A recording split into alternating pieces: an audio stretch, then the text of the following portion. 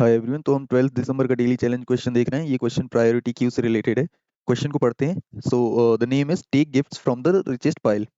ठीक है, तो इस क्वेश्चन में हमें एक इंटीजर एरे गिफ्ट्स दिया गया है denoting the number of gifts in various piles. अब हमें हर सेकंड पे फॉलोइंग थिंग्स करनी है। So first thing is choose the pile with maximum number of gifts. तो हमें सबसे पहले तो मैक्सिमम नंबर वाला पाइल सेलेक्ट करना है। एंड देन दे से कि अगर मल्टीपल ऐसी पाइल्स हैं जिनमें कि maximum number of gifts present हैं, देन चूज एनी। और finally leave behind the floor of the square root of the number of gifts in the pile. और बाकी बचे हुए हमें पिक कर लेने हैं उस पाइल से। देन दिस से कि जब ये सब कर चुके रहे हम, तो return the number of gifts remaining after की सेकंड्स। तो एग्जांपल से समझते हैं। तो पहले एग्जांपल में हमें k इक्वल्स टू 4 दिया गया है, विच मीन्स हमारे पास 4 सेकंड्स हैं यहाँ पे गिफ्ट्स पिक करने के लिए। तो सबसे पहले तो हमें मैक्सिमम पाइल सेलेक्ट करना होगा, right. So in the first second maximum pile obvious सी बात है ये 100 वाला होगा, राइट। तो अगर हम इसका सबसे पहले स्क्वायर रूट निकालें, तो 100 का स्क्वायर रूट आएगा 10। और 10 अपने आप में मतलब फ्लोर वैल्यू ही है, तो इसका फ्लोर भी 10 ही आएगा। सो जैसे कि 10 गिफ्ट्स हम छोड़ देंगे। तो अगर मैं यहाँ पे लिखते जाऊँ साथ में जो हम छोड़ने के बाद वैल्यूज बच रही हैं, तो लास्ट इंडेक्स पे अभी 10 बचेगा।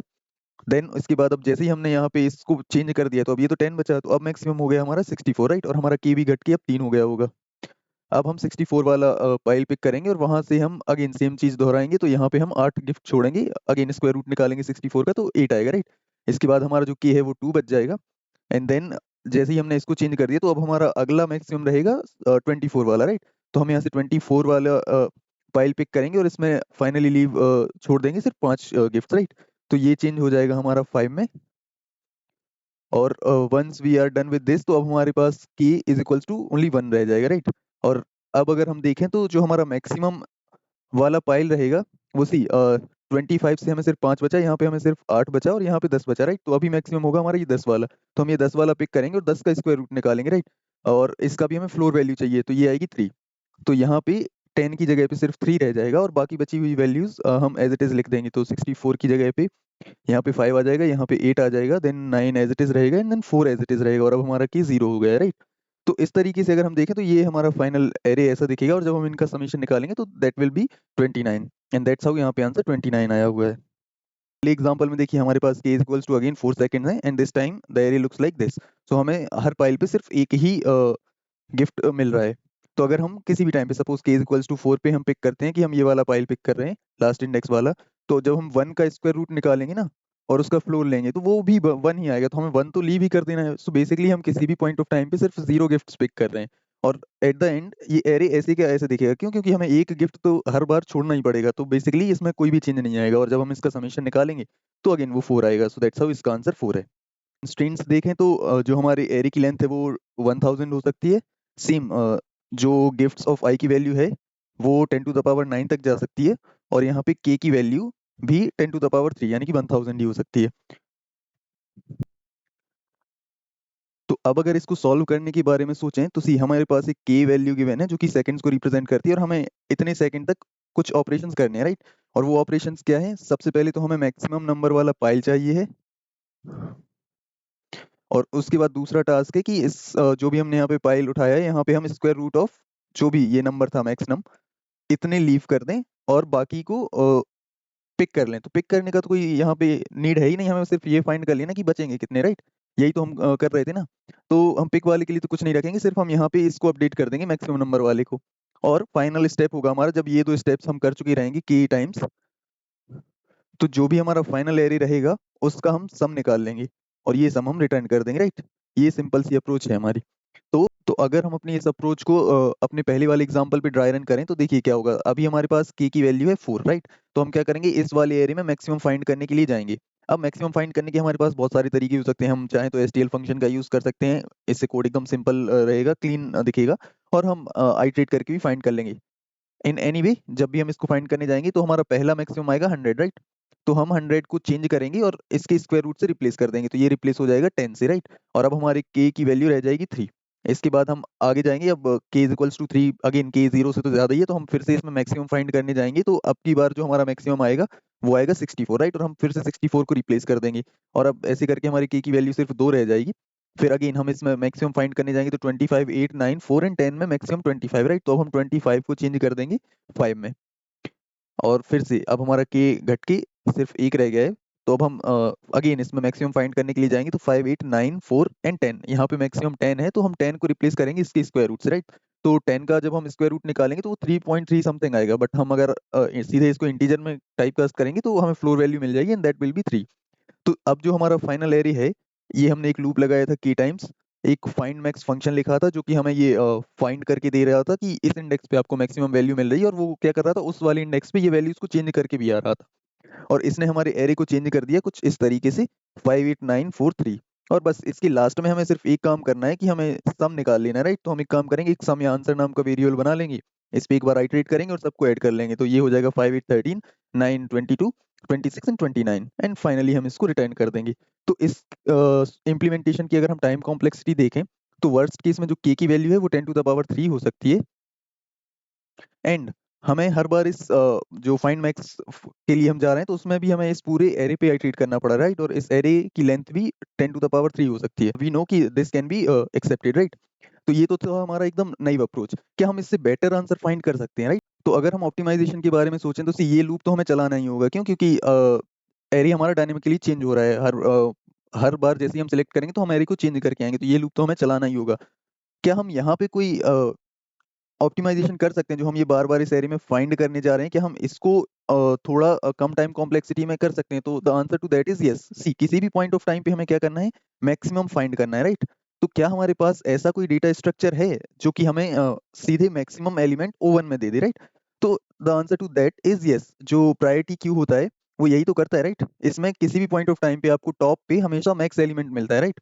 तो हम इसका यूज करेंगे और इस क्वेश्चन को सॉल्व करेंगे। तो देखिए, जब हम ये प्रायोरिटी क्यू का यूज करेंगे तो एक काम करते हैं, सीधे इसी क्वेश्चन पे ड्राई रन करते हैं। ठीक है, तो मैंने यहाँ पे प्रायोरिटी क्यू का इनिशियल स्ट्रक्चर डिफाइन कर दिया है। हम सबसे पहले एक प्रायोरिटी क्यू डिफाइन करेंगे और उसमें ये सारे एलिमेंट्स फिल कर देंगे। तो अभी हमारी प्रायोरिटी क्यू कुछ ऐसी दिखेगी। सबसे पहले टॉप में ऑब्वियस सी बात है मैक्स एलिमेंट, और ये सारे एलिमेंट सॉर्टेड ऑर्डर में रहेंगे, सबसे टॉप पे हमेशा मैक्सिमम एलिमेंट रहेगा। फिर हम अगेन ये के टाइम्स लूप तो चलाएंगे ही चलाएंगे, तो जब तक की में कोई वैल्यू है तब तक हम एक लूप चलाने वाले हैं। और फिर हम क्या करेंगे, हर टाइम पे जो भी टॉप पे एलिमेंट है उसको पिक करेंगे, राइट। तो अभी टॉप पे एलिमेंट है हमारा, एक काम करते हैं, टॉप नाम के वेरिएबल में हम प्रायोरिटी क्यू से जो भी टॉप पे एलिमेंट पड़ा है उसको पिक कर लेंगे। तो अभी करंटली हमें इससे 100 मिलेगा, राइट।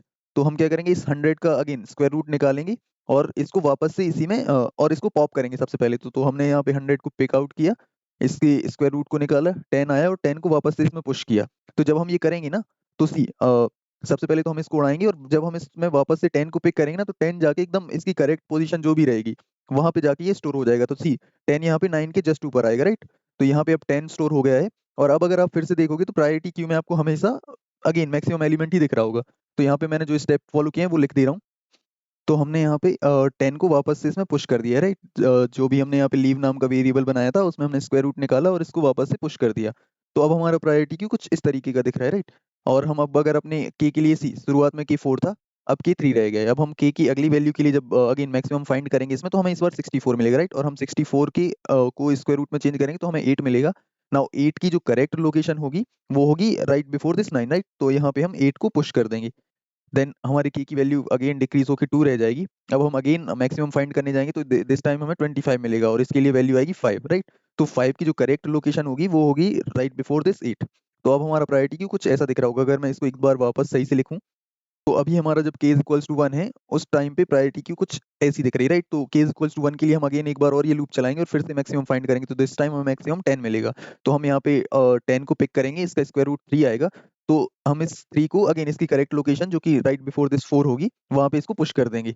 तो जब हमारा ये पूरा लूप खत्म हो गया तो आप देखिए यहाँ पे प्रायोरिटी क्यू में अगेन सेम वही एलिमेंट्स रह गए हैं जो हमने यहाँ पे भी देखी थी एरे में, राइट। फाइनली हमारे पास यही वैल्यूज तो बच रही थी ना, तो अगेन सेम ही वैल्यूज बच रही। तो अभी हम एरे पे आइटरेट करके सम निकाल ले रहे थे, इस बार हम प्रायोरिटी क्यू पे आइटरेट करके इन सभी का सम निकाल लेंगे। और वो तो बहुत ही ईजी है, हर बार टॉप एलिमेंट निकालेंगे, उसको हमारे सम नाम के वेरिएबल में ऐड करेंगे और पॉप कर देंगे। और जब हम ऐसा कर चुके रहेंगे तो अगेन हमारे पास सम अगेन 29 आएगा। तो अगर हम ऐसा कर रहे हैं तो सी इसकी टाइम कॉम्प्लेक्सिटी क्या हो सकती है? तो सबसे पहले तो हमने एन एलिमेंट्स पिक करने, राइट, और इनको हम प्रायोरिटी क्यू में पुश करेंगे।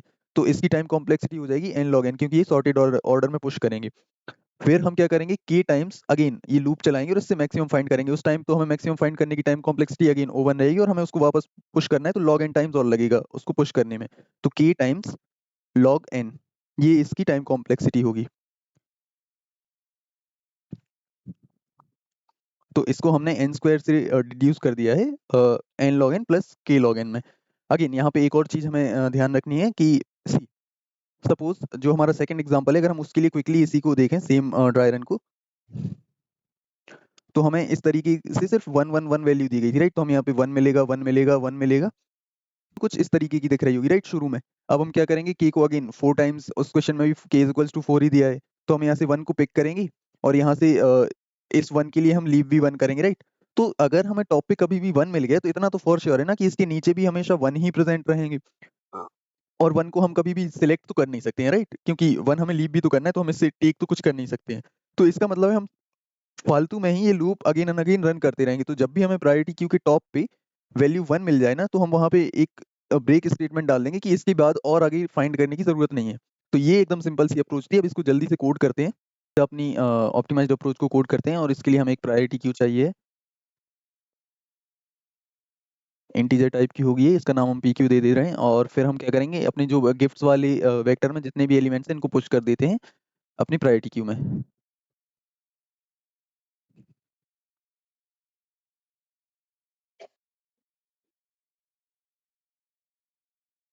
तो अब हमारी प्रायोरिटी क्यू का इनिशियल स्ट्रक्चर डिफाइन हो गया है। फिर हमें अगेन की टाइम्स एक लूप चलाना है, तो हम की टाइम्स लूप चला देते हैं, और इसमें हम क्या करेंगे, एक टॉप नाम का वेरिएबल ले लेंगे जिसमें कि मैक्स, या फिर एक काम करते हैं मैक्स गिफ्ट्स नाम दे देते हैं इसका, मैक्स गिफ्ट्स, और ये हमें मिलेंगे किसी भी पॉइंट ऑफ टाइम पे प्रायोरिटी क्यू के टॉप पे। और इसके बाद हम इसको पॉप कर देंगे, और फिर हमें राइट लीव नाम का वेरिएबल बनाना था, तो इसमें हम जो भी इसका स्क्वायर रूट आएगा वो स्टोर कर लेंगे। अगेन अब हमें यहाँ पे इसका फ्लोर लीव करना है ना, बट हमने यहाँ पे इंटीजर का यूज किया है, तो हमें ये बाय डिफॉल्ट टाइप कास्ट मिलेगा और फ्लोर वैल्यू भी सीधे सीधे मिल जाएगी। हम इसको वापस से प्रायोरिटी क्यू में पुश कर देंगे, और इस तरीके से हमने अपने की गिफ्ट्स की पाइल से मैक्सिमम गिफ्ट्स पिक कर लिए होंगे, लीविंग द फ्लोर वैल्यूज। बस हाँ, यहाँ पे हमें एक और चीज डाल देना है, जैसा हमने लास्ट में डिस्कस किया था कि अगर जो मैक्स गिफ्ट्स की वैल्यू है वही किसी पॉइंट ऑफ टाइम पे 1 आ जाए, तो इसके बाद हमें फर्दर ये ऑपरेशंस करने की कोई जरूरत नहीं, हम यहीं से ब्रेकआउट कर जाएंगे। और अब हमें सिर्फ अपना आंसर रिटर्न करना है, तो एक आंसर नाम का वेरिएबल ले लेते हैं, और जब तक प्रायोरिटी क्यू में कोई वेरिएबल है तब तक हम इससे एलिमेंट पिक करते रहेंगे, राइट। तो while priority queue dot empty, और ये फॉल्स है, इसका मतलब प्रायोरिटी क्यू में कोई वैल्यू है, तब तक हम क्या करेंगे, अपने आंसर में ऐड कर देंगे जो भी नंबर ऑफ गिफ्ट्स प्रेजेंट हैं इस प्रायोरिटी क्यू के टॉप पे, और फिर इसको यहाँ से पॉप भी कर देंगे ताकि हमें अगला मैक्सिमम गिफ्ट मिल जाए, और फाइनली हम ये सेम आंसर रिटर्न कर देंगे। हाँ, यहाँ पे सेफर साइड के लिए हम क्या करेंगे कि एक और चेक डाल देंगे कि जब तक प्रायोरिटी क्यू एम्प्टी नहीं है तब तक एंड एंड जो के है उसमें भी कोई वैल्यू है, तभी तक इसको लूप को रन करना। सो this is it for the coding part. एक बार इसको रन करके देखते हैं।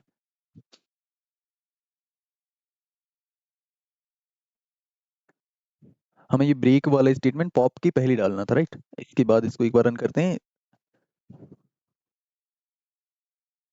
सबमिट करके देखते हैं, and we have solved this question. Also we have beaten 100% solutions. Again time complexity की अगर एक बार और बात करें, तो सबसे पहले तो हमने एक लूप चलाया है n टाइम्स, राइट। और फिर हम जब इसमें प्रायोरिटी क्यू में एलिमेंट्स को इनिशियली पुश करेंगे ना, तो इसकी टाइम कॉम्प्लेक्सिटी हो जाएगी n log n, क्योंकि क्यू में पुश करने के लिए जब हम एलिमेंट को पुश करते हैं ना, तो सॉर्टिंग होती है इंटरनली ताकि हमेशा टॉप एलिमेंट मैक्सिमम ही रहे। तो इसलिए इसकी टाइम कॉम्प्लेक्सिटी हो जाएगी n log n। और इसके बाद हम अगेन एक लूप चला रहे हैं जो कि तब तक चलेगा जब तक कि या तो प्रायोरिटी क्यू एम्प्टी नहीं हो जाती है या फिर k में कोई वैल्यू है। तो ये लूप अगेन की लॉग n टाइम्स चलेगा, और इसके अंदर वही ये सॉर्टिंग है ना, इसलिए लॉग n और टाइम लग जाएगा, तो की लॉग n यहाँ पे लग जाएगी, तो n log n प्लस की लॉग n इसकी टाइम कॉम्प्लेक्सिटी हो जाएगी। स्पेस कॉम्प्लेक्सिटी की बात करें तो हमने यहाँ पे एक प्रायोरिटी क्यू यूज की है जिसमें कि मैक्सिमम n एलिमेंट्स आ सकते हैं, तो o n यहाँ पे स्पेस कॉम्प्लेक्सिटी हो जाएगी। So this is it for this question. Thank you, see you.